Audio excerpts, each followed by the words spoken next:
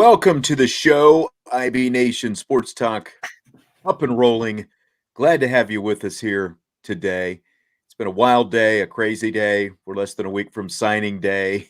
It's just kind of all kinds of craziness going on. So we have the one, the only Bryan Driskell in with us today. How are you tonight? I'm doing all right, man. I didn't get a lot of sleep last night, I bet. but doing good, ready to rock and roll.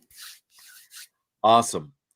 Well, Tom Noie is going to be with us. He's going to be along in a little bit. We'll talk some Notre Dame men's basketball. We've got that. He's going to stick around for rapid fire as well. But of course, the news of really maybe the last 24 hours or so, a little bit more is little bit less. A little bit less. It was about Okay. 8 something last night is when it all kind of went down. Is that when it happened? Okay. Yes, it is. All right. Yeah. I just saw. I wasn't on the ports or anything last night. I got up this morning and saw all this Twitter stuff, smoke and flames, fire and everything else coming off. It was on fire. There's no doubt about that. Yeah, for sure.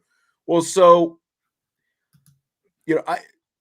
Peyton Bowen, again, he's the topic of the day right now. So, and I know you guys kind of talked about it, Bryan, in your show earlier today. Where do things stand, I guess, as we are right now? I guess let's just start with that.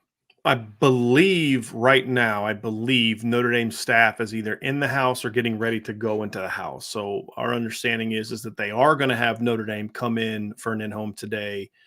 As of last night, that was not a given, right? Notre Dame was battling to be in there, but it was not a given. And at that point, it was kind of 50-50. So the staff was able to secure that in-home. And what that means is Marcus Freeman gets his last shot. And to kind of remind Peyton of, well, this is why you've been committed to us for 11 and a half months. This is the reason why. Right. And, and that's the shot they're going to get. Will it work? Right now, it doesn't look good. But, I'm always someone who, if Marcus Freeman's got a fighting chance, I'm going to wait to see how it goes. Cause I think he's one of the few people that could maybe get this kind of deal done. I'm just not optimistic right now.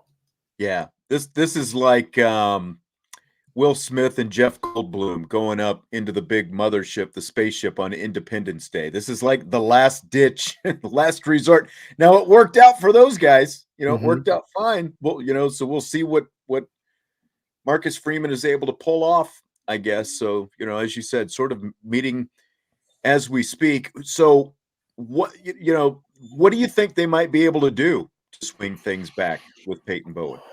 Well, I mean, it's really just about reminding him why he was in the class for 11 and a half months. I mean, it really sounds that simple, Sean. It's just not an easy sell, right? It's because if the things that we were told are true, there are some things that are at least perceived by Peyton to be somewhat game changers. And there was already sort of a pull to Oklahoma that was, look, one of his best friends goes there. Jackson Arnold is quarterback. His girlfriend's going to go to school there next year.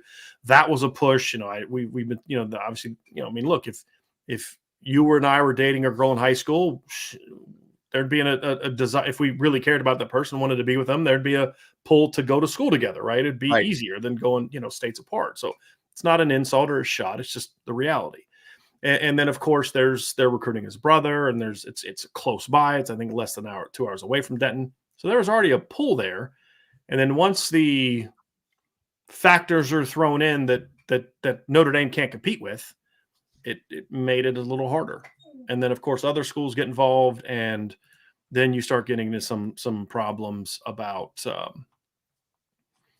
is this going to be the thing that finally pulls him away from all the other reasons why you pick Notre Dame? The system, the playing time, the faith in the coaches, the development, the academic opportunities, the 4 for 40, all of that stuff kind of gets negated by these factors. And Notre Dame has to pull those things apart one by one to remind him of, this is the stuff that should truly matter. Honestly, Sean, went on that long tangent, and it's as simple as this. All right. I just talked myself into the answer. You have to remind him that certain factors need to be more important to him and are more beneficial to him than other factors. These things may seem like the shiny toy, but these things right here are really what are going to be about this thing happening and you being a successful person in all these aspects of your life. And then, hey, you may get this amount of dollars right now, but we can help you to turn this into something far, far, far greater. Right. And obviously there's, a lot of stuff out there about the dollar amount, and no one's ever, I don't think there's going to be any sort of agreement on it. No, we're not going to find that out until Right. after the fact. Or maybe. Nothing, I mean, the thing is, these things are not legal, right? These things, it's not kids. So yeah, I was offered this X amount of dollar illegal offer. They're not going to do that. That's true too. That's very true too, because the NIL is supposed to be after you get to school, but we all know that a lot of different schools, a lot of different programs, that's not the way they're using NIL. By the way, if you would hit the like button while you're in here, we appreciate you being here tonight. But to help out Irish Breakdown, hit the like button, subscribe, and rate and review and comment and all that stuff. We've got a lot of comments, kind of going through the chat right now. This is still, Peyton Bowen is part of what's currently, I think it's still the number 3 ranked class in the country. Obviously, if they were to lose Peyton Bowen, that ranking would shift. But what kind of class is this? The 2023 class? We've got it's Jesse and Bryan. The dogs love to jump in on the show when Jesse and Bryan are involved. Apparently, what kind of class is this, Bryan? If they wouldn't end up with Peyton Bowen in it, Sean, it's one of those things where we chatted a little bit this on our show today. Is if you can disassociate yourself from the fact that Peyton Bowen and Keon Keeley were ever in the class at all, and then you're going to look at it and say, you're going to look at it differently, right? I mean, that's the thing, is like, you can't pull from your brain that they did have a 5-star in Keon Keeley, or they did have a 5-star in Peyton Bowen, and look at it. It's always going to be about what you lost. But if you look at what this class has, you have one of the top quarterbacks in the country. You have one of the most dynamic running backs in the country. You have arguably the best group of wide receivers in the country. You have a 4-star top 150 tight end. You have one of the best offensive line classes in the country who has a 5-star on it. You have a 4 defensive linemen. Yes, you lost Keon. Keon's not only the number 1 defensive lineman in the class on my board, Sean, he's going to be my number 1 ranked player, period, when my final rankings come out. He's a star. But let's not forget that 4 kids in that group are all ranked as top 200 players by at least 1 service, and 2 of them are ranked as top 100 players by at least 1 service. You have arguably the best linebacker haul in the country. You have arguably the best cornerback haul in the country. And your safety haul took a big hit by not having Peyton Bowen, right? But you're still going to have a Don Schuler, who's a consensus 4-star kid. Well, was until Rivals lost their minds. Ben Minich has jumped into the top 250 by some people. And you got Brandon Hillman, who could potentially be a safety if Peyton Bowen leaves the class. Notre Dame wanted to have him as more of an athlete, maybe running back, maybe a receiver, maybe rover. But he now may be a safety that could fill that 3rd slot. And he's now ranked as a top 200 recruit. So you're talking about a class of 25 kids, and like 20 of them are 4-stars. At least. And all but 2 of them are ranked as a 4-star by at least 1 service. And actually 24 of the 25 are ranked as 4-stars by at least 1 service. If you can look at that, this is tremendous depth. There's impact talent. There's explosiveness. There's still multiple burner type of kids in this class. It's still an excellent top 5 class. It's just going to be hard for people to look at it and say, this is what it is. They're going to focus on what it should have been. And that's the disappointing thing when you look at this class, is it's just not enough people are going to be able to focus on what it is.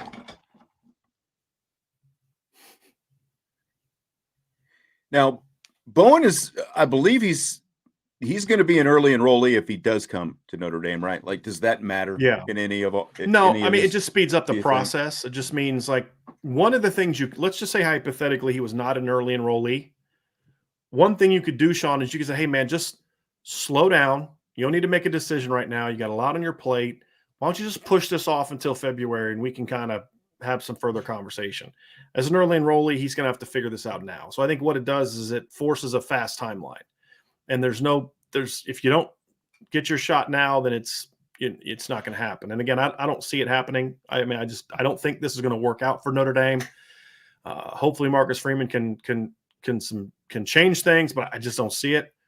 But as an early enrollee, his decision has to come now, and he's got to sign on, Wednesday, and it's going to be over with one way or the other. Yeah. Yeah.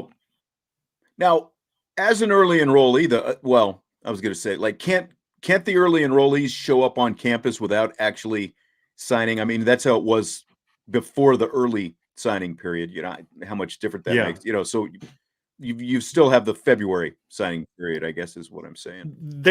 Early enrollees would always sign. There was something they would sign, right? It wasn't necessarily a letter of intent per se, but there was something that they would sign when they started to get to campus early. So it was sort of that was like the old school version of a early signing period, was the early enrollees, because they would get on campus earlier, and there was binding agreements and things, because you have to have your tuition paid for, you have to have your room and board paid for, your meal plan paid for, and all those type of things. So there was an agreement they signed. It just wasn't the traditional. It wasn't this early signing period like it is now. I still think it should be earlier to me.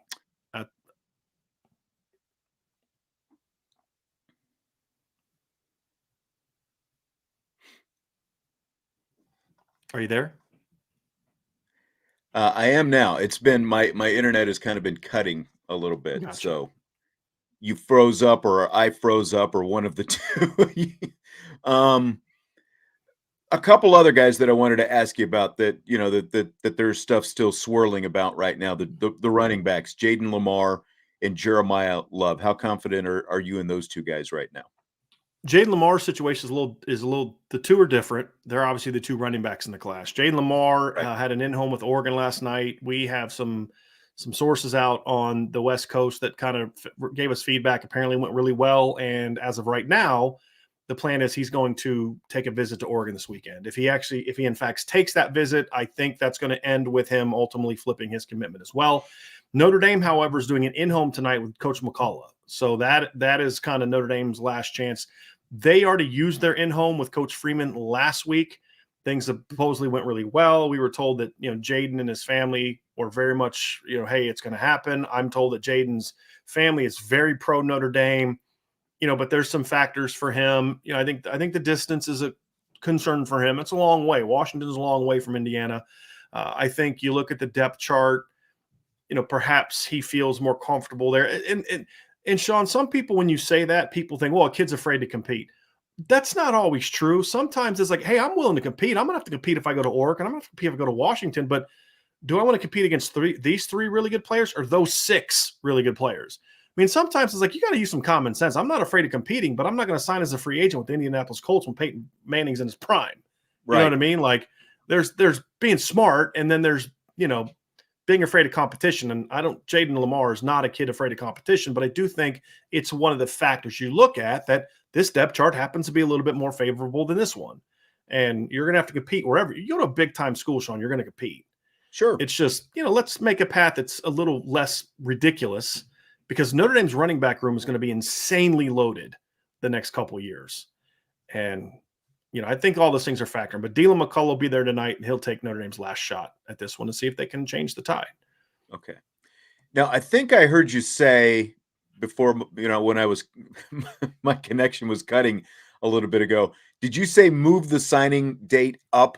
Yes, I because would. That's what I think. Like, I've heard some people say push it back. It seems like where would you push it up to before the season? Yeah. Is that where you think it needs to go? Yeah. And afterwards, I forgot to mention the late Jeremiah Love, but I personally would have it as a late summer thing. I would have it like sort of end of July, before these kids start fall camp, before the team start fall camp. Let some of these kids that want it, by the end of summer, there was no doubt that Sam Pendleton wanted to be at Notre Dame. There was no doubt that, Braylon James wanted to be at Notre Dame. There was no doubt that these things were going true. If these kids want to get rid of the madness of schools calling them and offering them money and dealing with the rumors and all this other nonsense these kids have to deal with, then let them sign early. Now, would Peyton Bowen have signed in July? Probably not. And we'd still be sitting here with him. But I just don't know the difference of late December than mid-February or early February. Like, is that really like a difference? They're so close together. What difference does it make? Yeah. So these kids that really want to secure their spots early, let them do it early. And No, I think that would be something that would be good for these kids. Because right now, I mean, you can't turn your phone off. You're going to have schools that are going to call you no matter what. This would at least give these kids a chance to have it. And we had that with basketball, right? I mean, you could talk to Tom about this. The difference between the early signing period and the late signing period in basketball is much greater from a distance standpoint. I mean, I believe those kids are able to sign before their senior seasons. Why don't we have this in football? Because the coaches don't want it. Right. That's why. It's not about the kids. It's about the coaches. But about Jeremiah Love, Sean, I do. Dylan McCullough did his in-home visit with him. As we've said all along, we dropped an intel piece. That has just been nothing but internet rumor stuff with no teeth to it. Jeremiah Love has been solid since he committed Notre Dame in October. He's as solid now as he's ever been. Had a great in-home visit last night with Coach McCullough from what we were told, and he's ready to sign on the dotted line and be the stud back for this class. So that's that. Just like the Braylon James, the TCU, the Jaden Greathouse of Texas, those were all just internet rumors that had no basis in actual fact. Like the Peyton Bowen had some merit to it. The Jay Lamar had some merit to it. Those did not. So Jeremiah Love is rock solid to Notre Dame. Okay, that's good news. That's great news. So if you would, because our audience right now, based on the count on my screen here, is probably triple from where we started, talking about Peyton Bowen. So before I let you go and bring in Tom Noie to talk a little hoops, get just kind of the crash course on where things are with Peyton Bowen right now and what we need to be looking for here in the next day or two. Yeah, things obviously trending away from Notre Dame with Peyton Bowen. Notre Dame is going to be in an in-home with him tonight. If it's either already started or it will start soon because it's Central Time. It's in Texas, so they're an hour behind us. It'll start around dinner time. Notre Dame's going to take their final swing. As of right now, we do not expect that to have an impact. We expect Peyton Bowen to ultimately no longer be in the Notre Dame class and to ultimately flip somewhere else. So there's a lot of factors involved. NIL is one of them. Distance, friends, girlfriends, all that kind of stuff are all just little things that plucked away. But once those offers started kind of piling in, I think that was the thing that was the needle mover and why Notre Dame went from the school he's committed to for 11 and a half months to basically begging for him to even let him in for the in-home tonight. That changed quick. And usually something big has to happen for that to change quick. And for all people say, well, he wasn't offered this or that, then why the sudden change in 24 hours? Why I'm committed for 11 and a half months. I'm telling all the kids in the class that I'm committed. I'm coming. Everything is solid. To now, I'm not. Notre Dame's got to beg to come in my house. You're telling me he just did that? Why? Because he woke up on a Tuesday and felt, I'm good. I don't want to talk to Notre Dame anymore. Come on. There was clearly something that caused that, and we'll find out here soon enough what that thing was. Yeah. All right. Well, we'll obviously be keeping an eye on it, but appreciate you coming in tonight, Bryan. I know it's been a very busy, very hectic last several hours, as you said, just a little bit less than 24 hours, but it's gone crazy. We'll see how things shake out tonight if Marcus Freeman can get in there and close it out. I bet you Tom Noie's like, hey, welcome to basketball recruiting. Basketball recruits been dealing this for decades. Now it's just legal. You know what I mean? Like you football recruiting people, you guys are whiners about NIL. We've been dealing with these shoe contracts for 30 years. Ever heard of Sonny Vaccaro? You know what I mean? So no kidding. No kidding. All right. Thanks, Bryan. Have a good night. Guys. All right. So Tom Noie is coming in. Tom Noie in the house. No begging on your part to get me on the show, unlike Notre Dame and Peyton Bowen. Yeah, that's right. No begging needed. I'm coming on. I didn't have to make any in-home visits to get Tom Noie on here. Nothing like that. We're not taking any photos around the Christmas tree and having a special dinner. None of that stuff. You just send me a text message and say, "Come on at 6:20," and I'm on at 6:20. Boom. There we are. We're off and rolling and ready to go. By the way, for our YouTube viewers right now, if you have any men's basketball questions for Tom, you can go ahead and throw some in there. We'll get to those here in a little bit. Did I see, Tom? It's like, did you tweet something recently? Have you been at the Tribune for 30 years now? Is that right? I have been at the South Bend Tribune for 30 years. 1992 I started, and this is year 25 devoted to strictly Notre Dame men's basketball. So I have been a Notre Dame men's basketball beat writer for a quarter century. Go figure. That's right. Man, you don't look old enough to have been on that beat for 30 years. Come on. Yes, I do. Young at heart. It keeps me young. So that's why What I still continue to do it. what did that staff look like? What did that Tribune staff look like when you got there? A heck of a lot different than what it looks like now. I bet.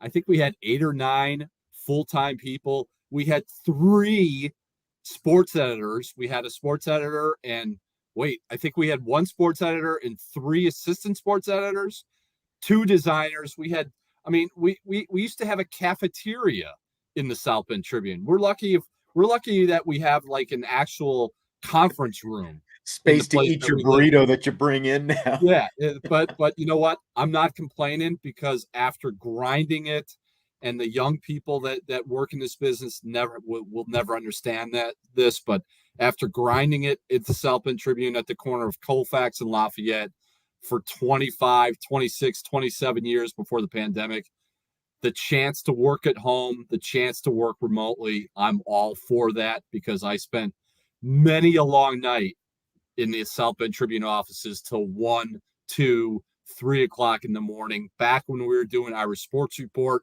covering Notre Dame football, myself and David Haw, we would be in ISR offices till 4 or 5 o'clock in the morning on a football Saturday. So I am more than happy not to work in an office. Speaking of football, here's your first basketball question. Derek wants to know, what's your favorite thing about football? You know what? It's a change of pace. I like the change of pace. I like the fact that I can get on an airplane on Black Friday and in 4 hours be out in Los Angeles getting ready to cover the USC game. Some of the places that we go to in covering Notre Dame football, Ohio State, the Coliseum, just the places that you go to cover Notre Dame football. Next year, we're going to Clemson to cover that game. So I think it's the places and the historic places that Notre Dame goes to. You're not going to some rinky-dink college football stadium if you're covering a Notre Dame game away from 574. So I like the places that we wind up going to travel in covering Notre Dame football. Yeah, that's one of the very good things, having been to the Coliseum a few times. You know, the Coliseum looks better than the last time I saw it. It's been a few years since I've been to the Coliseum, but it at least looks in better shape. Remodel. I'll tell you this, Sean, in 2018, when Notre Dame played out there, we basically were housed, the press box was housed in trailers. I don't know how they did it, but they put trailers in the mezzanine section of the Coliseum, and that's where we were. We're like, hey, we're sitting in trailer 1 or we're sitting in trailer 2. So from that, this was the first time in 2022 that we had been there because the pandemic took away the 2020 game. Right. But it's an open air press box with an unbelievable view of downtown Los Angeles. You can see the Hollywood sign. You got the sunset falling into the Pacific Ocean off to your left. It's probably one of the best views that you'll get in covering college football. I agree. I would agree with that. I think the last time I was there, it was raining though, so the view was not quite as good that night. You know what? I still can't get over the fact it's been. I was just thinking about this while you were talking. It's been close to 3 years since you and I did a show together. Do they even do radio anymore? Remember? I'm not sure. Do they? I think radio's gone out with like the typewriter. They don't do radio anymore. Exactly right. What is radio?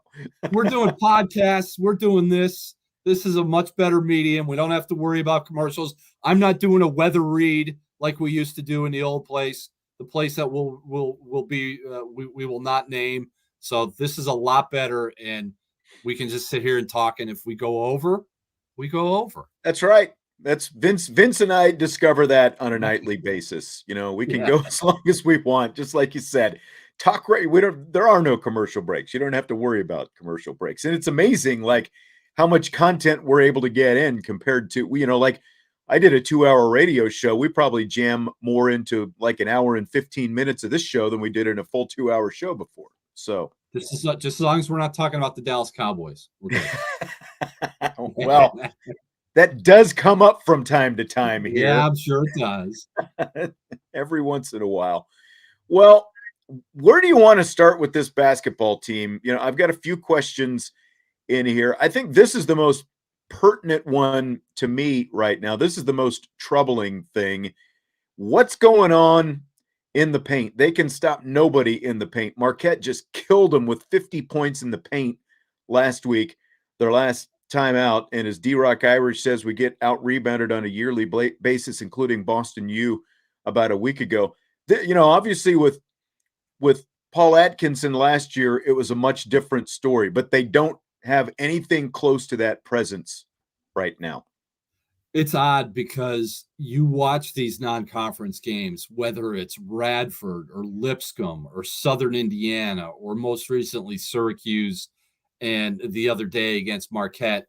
And it's almost like the other team will play, they'll get a few possessions, they'll play a half. Sometimes it takes more than a half to kind of figure it out. But eventually the light bulb goes on with the other team, like, hey, look, Notre Dame's got nothing inside. Get all these outside shots. We're not going to live on the 3-point line. Let's just get in there and drive it because there's nobody in there. And it's something where you knew it was going to be an issue this year. The interior defense, because they did not have Paul Atkinson, because Mike Brey wanted to go 4 guards around one big man. I think it can be more manageable than what it has been. But when this team slides and backslides defensively, it really backslides. Like there's just no resistance there. Dane Goodwin is getting back cut time and time and time again. Like the other team's running a Princeton offense that Notre Dame looks like it's never defended. And that's where some of the back cuts came in against Boston U last week. That's where some more of the back cuts came in on Sunday against Marquette. So defensively, they're never going to be a grind you up, get up into your stuff and suffocate you.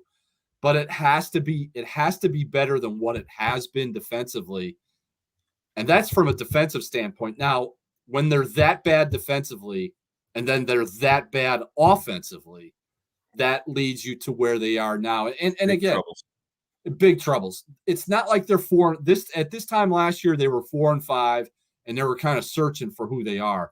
They're 7-3, but it's kind of an empty 7-3 of where they're at sitting here on December 15th. My question, I guess, in terms of the big man, I know they wanted to bring in a big man and, maybe they didn't find the kind of guy they wanted. Van Allen Lubin is really good athlete, but he's a freshman. And, they've got Matt Zona, who's a junior who obviously, Mike Brey feels like is not ready. It just seems like even if they weren't going to get a quote unquote premier or, higher end big guy, they could have at least found somebody who could give them some quality minutes just in terms of defense at that end of the floor. Here's the thing on the big man. Don't get caught up in the window dressing of they're looking at this guy in the portal or that guy in the portal. They looked at Grant Basile, who wound up going from Wright State to Virginia Tech. It's ironic that they were going to wind up playing against him this year. Yeah. But they did not really explore a big man in the transfer portal the way a lot of people thought they did. Because here was Mike Brey's thinking. Once he found out, now a lot of this would have changed had Nate Laszewski done what a lot of people close to that program, inside that program, thought Nate Laszewski was going to do, and pull a Prentice Hub and say, hey, I've been here 4 years.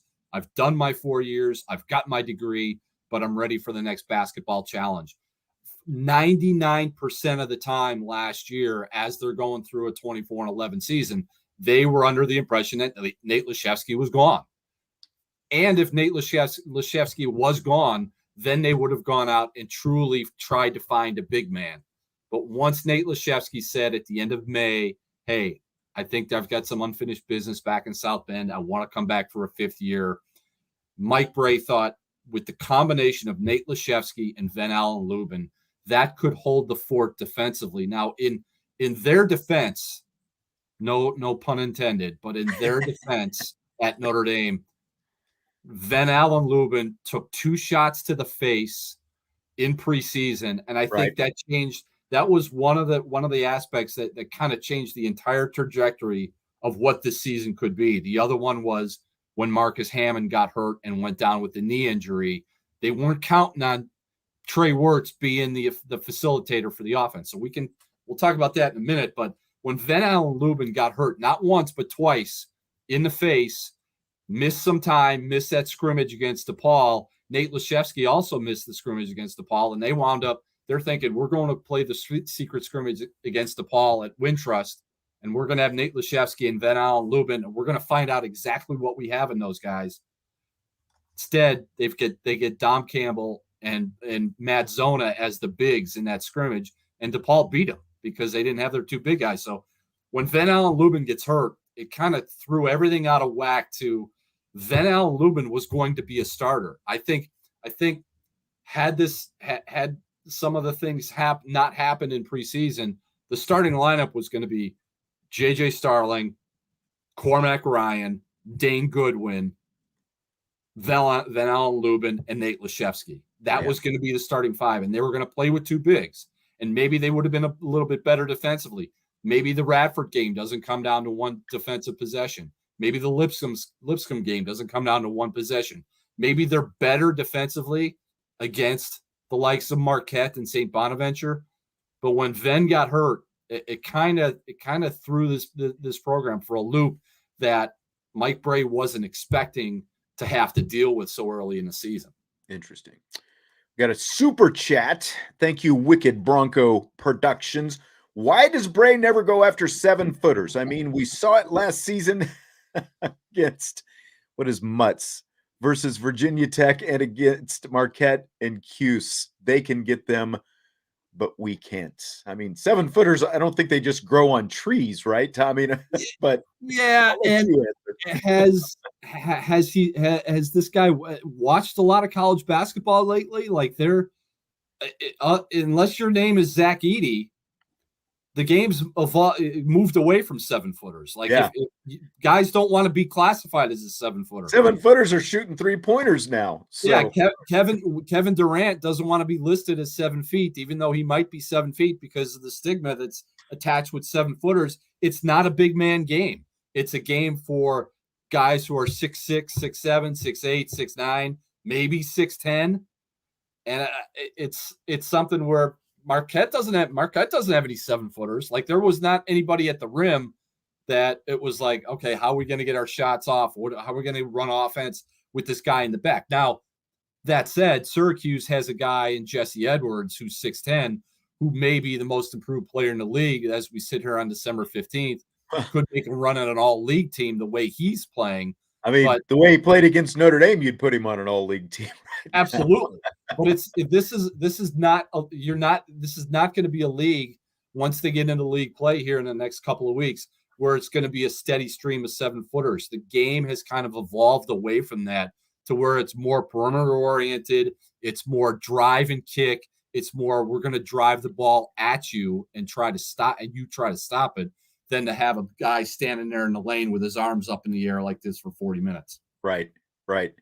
Exactly. Now, this is a recurring question over the years that I've heard a lot. I have my own answer to it. I have a feeling yours will probably be similar, but I'll let you answer. Chi-Town wants to know why there's such a disparity between the success of the women's team and the men's team, especially over the last decade. Just look at the parity in the two sports. Now, I know it's all college basketball, but I look at men's college basketball and women's college basketball as kind of two separate entities. Like, they both play the same sport. They both play on a 10-foot rim. They both bounce an orange basketball, but the games are different. Like, same sport, different game. Yeah. Look at some of the teams that Notre Dame has played on the men's side. We talked about Radford. We talked about Southern Indiana. We talked about Lipscomb. Given where the parity is in men's basketball, those teams have a chance to beat the middle-of-the-road ACC teams. That doesn't happen in a women's game. Look at the Merrimack game that the women just played at home. What were they up at halftime? Like 47-11? You know, it's right. It's a different game where there are only so many teams and programs in the women's game that can make it to a Final Four. You can probably count on two hands that can go to a Final Four this year. there are maybe 20 to 30 to 40 teams in the men's game that have a chance to go to the Final Four. So the disparity, if you're looking at does the Notre Dame women's program do this, and why does the Notre Dame men's program not do this? You can't look at it like that, because they're two separate entities, they're two separate programs, and they're two apples and oranges when it comes to trying to compare the college, what it's like in college basketball. And I mean, we just have to be honest. The money is different. The lure of the NBA versus the lure of the WNBA is different. You see, like the women's game is still that it's a very rare exception where you have, a player who's not going to come back for her senior season, to opt out and go for the WNBA, because the money is nowhere the same. You don't have one and done. Now the men's game is going to be doing away with one and done. Did they make that final decision? Is that definitely happening? They're doing away with one and done? Table. You know how the NCAA moves. Like, who knows? Snail's pace. But yeah, but my point is, you don't have one and done, and again, you don't have guys jumping directly, so there's, as you said, there's a lot more turnover in these men's programs. It's just different. It's same sport, different game for men's to women's, I think. And money and the lure of the money has a lot to do with it. Because the women can go play in the WNBA eventually, but again, they're not making near, and Muffet has said that, in the past, they're not making near what the men are making. So there's just a different kind of pull, from the top, I think, when it comes to that. Different sports. Yep, completely. A lot of people want to know about Mike Brey right now. What about him? Decaf 18. When will Brey retire? Decaf. Whenever he wants. People. This is such a hot button topic for Notre Dame basketball fans. But he's the winningest coach in program history. And I go back to where this program was in 2000, where it hadn't gone to an NCAA tournament, where it hadn't established any sort of culture in the league that it played in the Big East, let alone the ACC. To go and do what Mike Brey has done in the 23 years he's been here, to establish a type of style in the Big East and then win, and then have to start over again in the ACC, establish a certain type of style and still win. You go back to 2000, the year 2000, so 22, 23 years ago, and say, all right, this program is going to have its third coach in as many seasons. It hasn't gone to an NCAA tournament in 11 years. You're going to go to, let's say, 15 NCAA tournaments over the next 20 years. You're going to be in Selection Sunday. You're going to go to 2 Elite Eights. You're going to go to a Sweet 16 for the first time in 16 seasons. You're going to win the Atlantic Coast Conference men's tournament on a Saturday night in Greensboro, where you're beating Duke and Carolina back to back. You're going to almost make it to another ACC tournament championship game the next season, and you would have won, or 2 years later, and you would have won it. You would have won that ACC tournament had Bonzie Colson not sprained his ankle that year. Yeah. You're going to do all this with this next coach. I think 100% of Notre Dame fans would have signed up for it and said, I'll do it. Let's go. Who's going to be the coach? Mike Brey. All right, Mike Brey is going to be the coach. Now, I think where people get bent out of shape about this is they see the success with Notre Dame women's basketball, like we talked about. They see the success in Notre Dame football. They want to equate that and say Notre Dame men's basketball should be challenging for national championships every single season. That is unequivocally false. It will never happen, no matter who the coach is. If you really look at the program of Notre Dame men's basketball and look at it where it is in the ACC, Notre Dame in the ACC for men's basketball is a heck of a lot closer to being Wake Forest and Boston College than it is being Duke and Carolina. Right.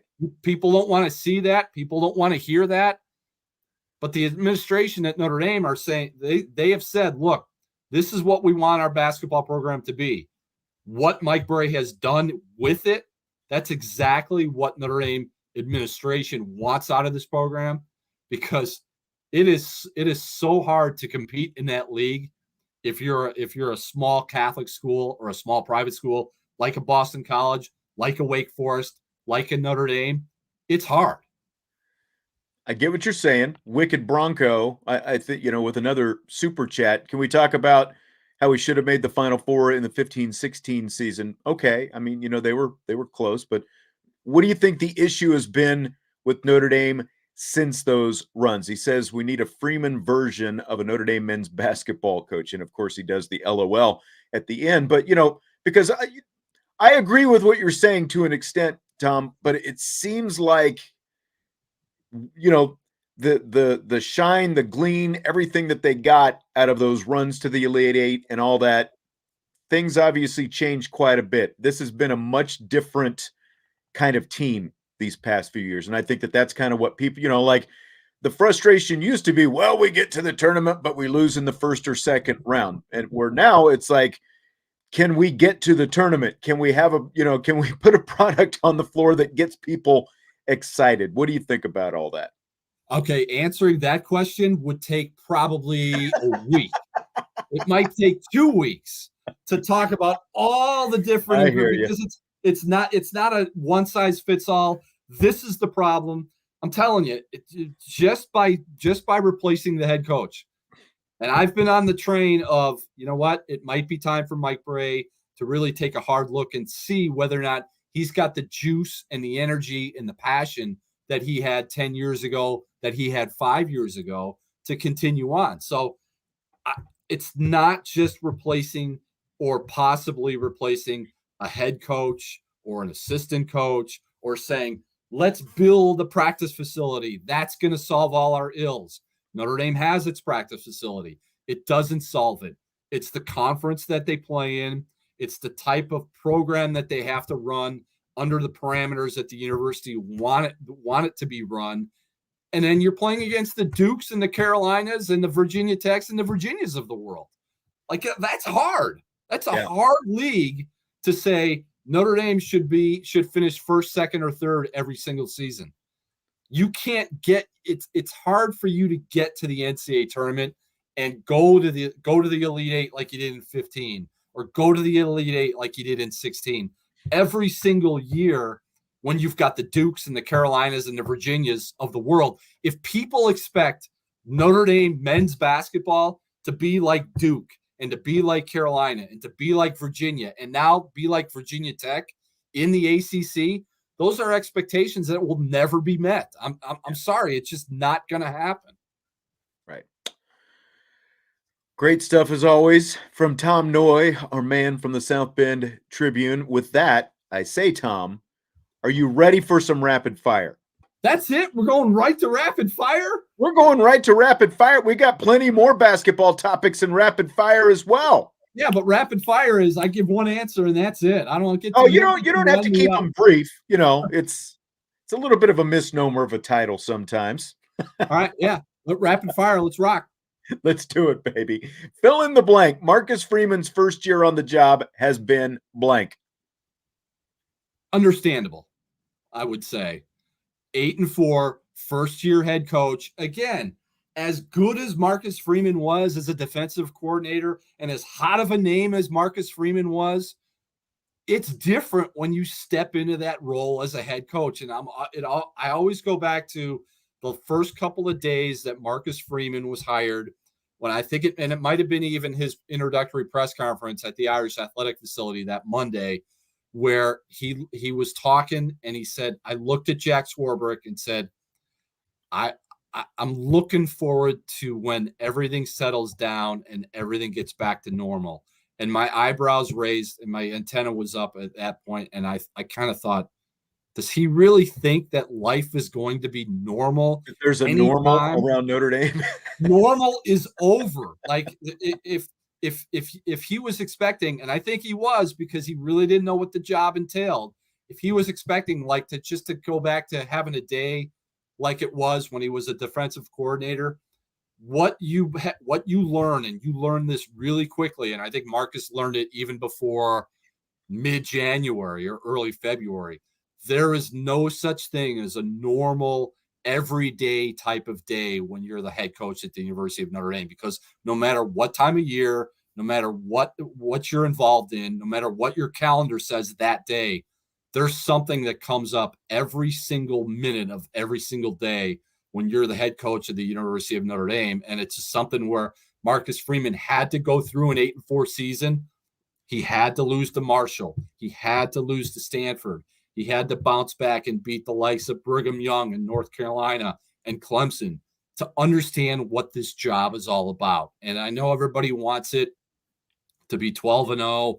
I even picked this program to go 11-1 last year or this past season because of all the pieces they had coming back and the momentum that they had generated with Marcus's hiring. But you look back on it and you say, how can he lose those games? How can there's no question that he had to lose those games because he's a first-year head coach going through the trials and the tribulations and everything else that comes with being a first-year head coach. Yep. I think it's obviously been a learning process, just like you said. I think it's been rejuvenating though, as well. Just kind of, there were, just like what we were talking about with Mike Brey, there were obviously people maybe who took some of the success under Brian Kelly for granted, but at the same time, they felt like there was a plateau and there was another level for this program to go to. A new face on the product can sort of, reinvigorate things. We've definitely seen that with the recruiting. Now there's a lot of hand wringing, as we talked about earlier in the show, with what's going on specifically right now with recruiting. But that's the biggest thing. It's a different kind of personality. Like I was talking the other day about how Marcus Freeman, he does not tap dance very much when he's asked questions. He does not word salad very much when he is asked questions, as some coaches are prone to do, which the former coach was prone to do quite a bit. He talks about straight shooting with the players. And when you talk to some former players, I don't think they always felt like they were straight shot with. So I think that they, these current guys appreciate that. I think the fans appreciate it. But just piggybacking on what you're saying, because of the learning process and the lumps that he took, now he's learned a lot, I think, in this first year, and he's been able to adapt relatively quickly after, taking some of those lumps on the run, like after Stanford, they, the 5 straight wins that they rattled off after that. The program, I think, could have completely imploded after that. But I think due to him, some player leadership as well, but due to him, keeping things up, I think they kept it going in the right direction. So this is you only get one free pass though. That's the biggest part of this whole thing. You only get one free pass. 8-4, potentially 9-4 is your free pass. It's, just what you said. This is Notre Dame, and the expectations are always going to be high, and they're going to be sky high going into next season. Absolutely, as they should be. But 9-4, the 8-4, 9-4, 8-5, whatever it is, that's the starting point. That's going to be a starting point now for Marcus Freeman. All right, you've had your year. You understand how this whole thing works. Hit the ground running even quicker next season than you did this year, and be better than 8-4. Absolutely. What's the one thing you want to see in the Gator Bowl, Tom? Other than it to end, but that's again, that's another topic. I'm not one of those guys. I'm not one of those guys that's holding on and saying all bowls are good. I believe this is a meaningless. This is like a spring game. So I'll set that aside for a minute and say what I really want to see is whoever it is, some sort of development or some sort of consistency at the quarterback spot moving forward. Whoever is it going to be Tyler Buchner? It should be Tyler Buchner. If it's not Tyler Buchner, if it's Steve Angeli, something out of the quarterback situation moving forward out of that game that gives the fan base, that gives the media that cover them an idea that, okay, 2023 is going to be different from a quarterback perspective because of this. Maybe we see it in the Gator Bowl. If we don't see it from Tyler Buchner and we don't see it from Steve Angeli, you better see it from a transfer if you want to be better than 8-4. And that is absolutely it. That is really the only thing that I'm looking for out of this is what happens at the quarterback position. Because there are plenty of people who don't want Tyler Buchner playing in this game because their only impression of him is what they saw in those first 2 games, and they They think that that's, the only Tyler Buchner that they're ever going to get a chance to see. It's got to look different than those first two games. I think based on the way the offensive line developed throughout the course of the season, the way the running game finally developed, that it can look a lot different. And I'm curious to see, with no Michael Mayer, when you add Tyler Buchner and or Steve Angeli, plus that offensive line and the running backs, I think the offense is going to look probably different than, they're still going to try to run the football, but I think it's going to look different than what we've seen this season. But the quarterback play, that's the one thing that will, that's really, it's going to, because what I've said, the whole, do you get momentum from bowl games going into the offseason? I don't buy into that, there's, everyone's kind of got their own line of thinking on that, but think about it. Jack Cohn, Kevin Austin, both played in the Fiesta Bowl last year. Neither one of them were on this team this year, and that was a huge part of the Fiesta Bowl. So how much could that really affect things one way or the other? And the quarterback, what happens with the quarterback play is going to affect everyone's impression of both this coaching staff and that position, basically until next September rolls around. It's going to be very interesting moving as you move closer to kickoff of the Gator Bowl, of just where is Tyler Buchner? Like, where is he health wise? Where is he performance wise? Because the last thing I don't want to hear or don't want to see anything coming out of the Gator Bowl is Tyler Buchner did this. Yeah, but like true too. We, and I say we, like everybody that follows Notre Dame, we have to see something out of Tyler Buchner that tells you this is the quarterback in 2023, and here's why. Like he could struggle in the second quarter. He could struggle in the second half. Who knows how they're going to divide up the snaps? But Tyler Buchner's got to come out of that Gator Bowl, however it unfolds, as a guy that you look at and say, this is a quarterback that you can win double-digit games in 2023. That can be the guy. Yep. Gotta be. He's just gotta be. I agree. We got another question from a listener that we'll go ahead and throw in here. Notre Dame men's basketball, Tom, do they have a legitimate shot to make the tournament this year? Let me just piggyback that with, I had an over-under that I was going to ask. Over-under 9.5 ACC wins for this team this year. So you can combine your answers there, because I think that they have to do with one another. Over under, definitely they're going over 9.5. But there's the but here. Yes. They can win 12, 13, maybe 14 league games and still miss the NCAA tournament. And this isn't a Notre Dame specific issue, Sean. And the fans need to understand that, where if Notre Dame gets left out of the NCAA tournament, Notre Dame's going to have some impact in that, but they're also going to get left out of the NCAA tournament because the ACC stinks. Yeah. Like Wake Forest went 13-7 last year and didn't get into the NCAA tournament. Virginia won double-digit league games and didn't get into the NCAA tournament. Notre Dame finished one game out of tying Duke for the ACC regular season championship and won a school record 15 league games, and they were a first four team. The ACC, as down and as bad as it was last year, is going down that same road, which is why I don't want to. I'll save that for when we talk basketball and more in the rapid fire. But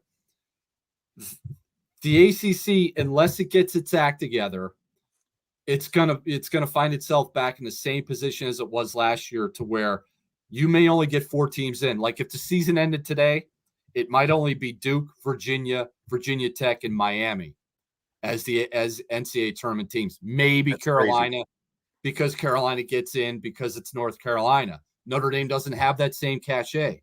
Like last year, Notre Dame should have gotten in regardless and been a 7 or 8, maybe even a 9 seed after going 15-5 in the ACC, but instead goes to the first 4. So yeah, Notre Dame has a legitimate chance of going to the NCAA tournament, but they also have a legitimate chance of missing the NCAA tournament while still winning 12 or 13 league games because the ACC's down. So Notre Dame may miss the NCAA tournament this year, number one, because they're not good enough. But number two, if they get their act together and they do win 12, 13 league games, they may still miss the NCAA tournament because the ACC stinks. Yeah, I mean, I agree more with that second part.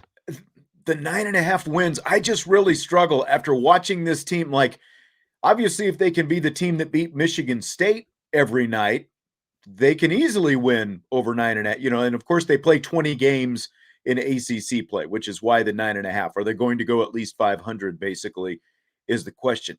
I have a hard time after watching that Syracuse. And I realize Syracuse, it's still Jim Boeheim and the 2-3 zone and all that stuff. But I have a hard time watching that game thinking that this team, and watching, just the lack of movement, the lack of assists, like they have always been a program that shares the ball so well, and they don't seem like they're doing that this year. I have a hard time seeing them getting to 500 in the ACC this season based on what we've seen so far. Now, I realize there are some bad teams, and there's some very winnable games out there, but it's that top end that they play. Like, they've got to play Carolina twice this year, right? How good is Carolina? Well, we don't know. Carolina might not be Carolina standards, but I still think that they're a lot better than what we've seen from this team so far. Notre Dame did the same thing last year when they went to Boston College the day Marcus Freeman was announced as the head coach. True. They were down by 23. They never led to a team that was picked to finish last in the league. And so they started out 0-1. I remember them coming back from Boston, and I'm thinking, how in the world is this team going to win 7 league games? Given what we saw, the performance against Boston College, they wound up winning 15 league games. So, yeah, the Syracuse game is a disappointment on a lot of levels. But, again, there are 19 league games left. The league is not what the league has been. And Notre Dame's schedule could break in its favor again because they play Wake twice. They play North Carolina State twice. They get Boston College and Georgia Tech twice. Right there's a possibility of 8 wins. And then they get North Carolina. And so then you start finding ways to say, okay, if they can get this one or they can get that one. Now, given what they've done, or in this case, not done in non-league play, for this team to feel good about its NCAA tournament chances, you're either going to have to win 2 road games at Duke or at Virginia. Yeah. That's a good point. That's probably what it's going to end up coming down to when it's all said and done. Fill in the blank. The state of Notre Dame men's basketball right now is blank. Disheartening. I'm going with disheartening because we've talked a lot about Notre Dame basketball and the defense. And, yeah, they could be better defensively. But I think what concerns Mike Brey more at this point as we sit here in mid-December is what can they do better and how can they be better offensively? Like, defensively, they weren't going to be a lock you down team, but to only get 61 points against Syracuse, to only get 64 against Marquette. Now, Marquette had a lot to do with it, with the physicality that they brought. But this team is better than what they've shown offensively, as far as you mentioned it earlier, Sean, sharing the ball, moving it, not letting it stick, figuring out how to score. If this team's going to struggle to get into the 70s, they're not going to the NCAA tournament. Yeah. And it's something where the 3 games that they've lost, Syracuse, St. Bonaventure, Marquette, they've all kind of followed the same template where teams have gotten up into them defensively, pushed them further and further and further away from the basket, and they haven't had a counter. And you figure with all those fifth-year guys, with J.J. Starling as talented a freshman as he is, with Mike Brey being this offensive-minded coach, you got to have a counter. And if they can't figure that out, no, they're not going to win 9.5 league games, and they're not going to go to the NCAA tournament. Yeah, that's, to me, it looks stagnant just based on all the things that you just talked about. And what I can't figure out is, as much as for these 23 years, we always hear about, Mike Brey and wanting old guys and guys playing old and playing together and all this stuff. Like, you've got what, three guys who have been together. Now with the transfers, I'm trying to remember exactly when Cormac Ryan and Trey Wirtz both came in, but you've got Leshevsky and Goodwin, and then you've got, who've been together for 5 years, and then you've got those other. Is this the third year for each of those guys now? Does that sound right? Third year for Trey Wirtz and for Cormac Ryan. Okay, yeah. So I mean, those guys have all been together for at least 3 years now, and it's like, why the issues with the offense? Just what you were talking about, between the experience that they have and then the experience that Brey has as the offensive mind. I just don't understand why it looks like the way it does. Like, why do you look so confused against a zone defense against Syracuse that you see every year, because it's Syracuse? You see it every year. You talk about not getting spooked by the 2-3. Nate Leshevsky, I don't care what Syracuse does defensively. They're not that good defensively for Nate Leshevsky, the leading scorer at that point on the team and the third leading scorer in the ACC when they played Syracuse. You can't be Nate Leshevsky and have 2 points. You just can't. You're a fifth-year guy. You're not a freshman. You're not a guy that's like how do I figure out this 2-3? Yeah. You've been around enough. You've been around the college basketball block enough to figure it out. Okay, if they're taking this away, I'm going to go do this and this. But Nate Leshevsky can't score 2 points. Dane Goodwin can't look like just an absolute rumor against Marquette. And when those things happen, that's why you're going to lose to Bonaventure and Syracuse and Marquette. And then people say, well, Mike Brey needs to do this. Mike Brey needs to do that. Here's what Mike Brey does, Sean. He puts 900% absolute trust in Nate Leshevsky, Dane Goodwin, Cormac Ryan, and Trey Wirtz, and says, you're old guys. You're smart enough to know how if something happens or something's not happening, to figure it out and get us into something. Yeah. Play 40 minutes a game. You're smart enough to know these things. When that trust is not reciprocated, what are you going to do? You're going to go to Tony Sanders or Matt Zona or Dom Campbell? Like this is how this program has been built, to where these guys have to deliver every single night. That core 6. Now it's a core 7 with Marcus Hammond back. Yeah. That core 7 has to deliver every single night. And if 1 or 2 guys are off, you've got no other answers.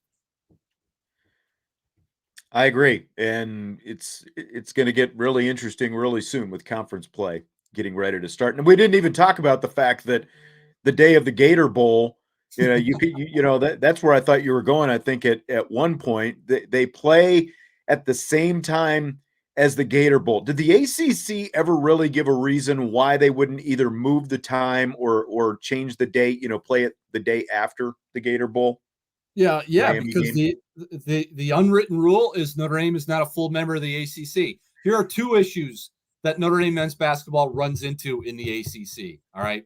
Way back when, I think it was maybe June, where I sat down with Mike Brey for like an hour and a half and just sat there and talked over stuff, and we hit on everything. And one of the aspects he hit on was scheduling. And he said, this is what we're going to do in December. We're going to go to Atlanta right after exams instead of playing in the Crossroads Classic, which thank God they did away with this year. Yeah. Instead of playing in the Crossroads Classic in Indy, we're going to go to Georgia. We're going to go to Atlanta and play at State Farm Arena where the Atlanta Hawks play. We're going to play a non-conference game against the Georgia Bulldogs, which will look good on our NCAA resume because it's an SEC team. So we're going to play Georgia on a Sunday, and we're going to carry it over and just stay in Midtown and play Georgia Tech on that Wednesday, because the way the schedule works out, you have to play 3 ACC games in December. That was going to be their Georgia Tech game. They had it all worked out with the league and said, we want to do this if you can help us do this. And the league green lighted it and said, we'll do that. When the schedule comes out, Notre Dame looks at the schedule and says, we're going to Georgia. We're going to Atlanta on Sunday to play Georgia. And then you're going to send us to Tallahassee on Wednesday? And they said, what happened to Georgia Tech? And they said, well, we couldn't do it like this. And they gave it a laundry list of excuses and said, but we did keep you on the road and keep you in the Southeast. So at least you can go right from Atlanta to Florida State. Notre Dame didn't want to do that. Wow. And so that's the schedule they were handed. Fast forward to the Georgia Tech. For the longest time, when the schedule was made, Miami was a TBD. It was going to be either December 30th or December 31st, playing a home game against Miami. I don't know why somebody in the ACC looked at that schedule and then looked at the bowl schedule, because the Gator Bowl is an ACC tie-in. So there was going to be an ACC team in there, whether it could have been Notre Dame. If Miami had a better season, maybe Miami was put somebody in the ACC was going to play that day. That was going to be an ACC team. They looked at the Gator Bowl and said, wait, the Gator Bowl starts at 3:30 on December 30th. Let's make that TBD Notre Dame men's basketball game on December 30th, which was still okay. Notre Dame's once the bowls came out, Notre Dame went to the league and said, look, we're playing the same day as our football program is playing in the Gator Bowl. Is there any way we could play this? And the ACC came to them and said, you have two options for TV, because again, as we know, TV dictates. TV runs everything. Yep. TV dictates everything. When TV says jump, programs say how high you want me to jump, and when do you want me to jump, and where do you want me to jump. So they said, based on our television package, we have two options. We have a noon game and a 2 p.m. game on December 30th. Notre Dame said, look, if at all possible, can you please put us at the noon start, because we have this football game with our program at 3:30. And the ACC took everything into consideration and said, you know what? I think it would be best if you played at 2:00. We've got North Carolina and Pittsburgh in the noon window, and we don't want to move that noon window to 2. Yeah, of course. So it's the price of doing business in the ACC. Yep. The ACC has been a great partner for the university, for their allowing them to park their athletic programs when the Big East fell apart. But it's at times like this, and it's in situations like this, where you're Mike Brey and you're the Notre Dame men's basketball program, you've got no choice but to just say, thank you very much. We'll play the 2:00 game, even though there may be 2,000 people in the stands. Thank you, sir. May I have another? Yep, exactly. Exactly right. All right. Mike Leach this week has been universally praised for his quirky personality since he passed away this week. My question for you, as a guy who's been at the Tribune for as long as you have, you've been around, you've worked, interacted with a lot of coaches. Any personalities that have stood out most to you over those years? Too many to mention, but two that come to mind have nothing to do directly with Notre Dame men's basketball. There was a college basketball coach years ago, coached at Miami of Ohio by the name of Charlie Coles. Great guy. You talk to Charlie Coles, it was like talking to Mike Leach, where you wanted to get Charlie Coles on the telephone. You'd get him on the phone and say, Coach, I just need 10 minutes. You might talk to him for 30 minutes and talk to him about nothing that had to do with men's basketball. So Charlie Coles was a great guy. Every time I hung up the phone with Charlie Coles, I thought to myself, you know what? I'm glad I talked to him. That was from a basketball standpoint. Way back when at the Tribune, I started as the Notre Dame hockey writer, covering Notre Dame hockey as it transitioned back to the CCHA. My paths as the Notre Dame hockey beat writer at the Tribune, my path crossed with Jerry York, who before he became a college hockey Hall of Fame head coach at Boston College, was the head coach in the CCHA. And every time Jerry York came to town, I think he coached at Bowling Green. Every time he coached at Bowling Green and Bowling Green came to town, I would talk to Jerry York after a game. And he was a big Notre Dame football fan. So we would talk hockey, talk about the power play or talk about the penalty kill. And I'd get my stuff out of the way.